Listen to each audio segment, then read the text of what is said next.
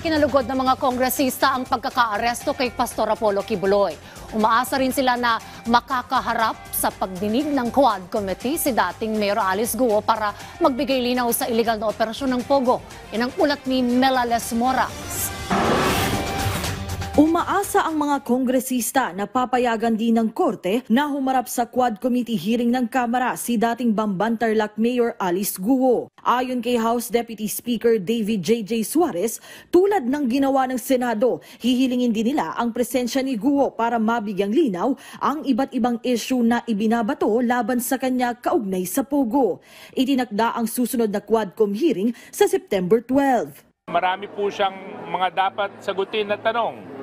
Dahil sa usapin ng Pogo, isa po siya sa mga lumilitaw na primary resource persons that can further shed light into how the Pogo operations operated not only in Bamban-Tarlac but all over the country.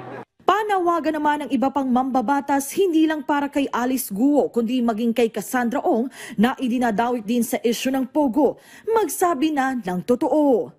Sabi ni House Senior Deputy Speaker Aurelio Dong Gonzales Jr., parehas namang iginigiit ni Guo at Ong na sila'y Pilipino. Kaya't kung totoo man ito, dapat ay mahal nila ang bansa at isiwalat na nila ang lahat ng impormasyong nalalaman nila ukol sa Pogo. Samantala, bukod sa issue kay Guo, ikinalugod naman ng mga kongresista na nasa kustodiya na rin ngayon ng pamahalaan si Kingdom of Jesus Christ Executive Pastor Apollo Kibuloy na nahaharap din sa iba't ibang kaso. Para kay House Appropriations Committee Chair Elizalde Co, nagbunga na ang mga hakbang ng PNP kaya't sa ilalim ng panukalang pambansang pondo, isusulong niya na mabigyan pa ang pambansang pulisya ng mas marami pang kagamitan para mapalakas pa ang kanilang puwersa.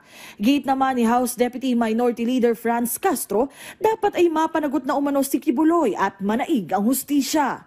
Habang sabi naman ni House Deputy Majority Leader Jude Asidre, patunay lang ang nangyari kay Kibuloy na walang sino man ang nakahigit sa batas kaya't dapat ay matutukan na ang mga kinaharap niyang kaso. Melales Moras para sa Pambansang TV sa Bagong Pilipinas.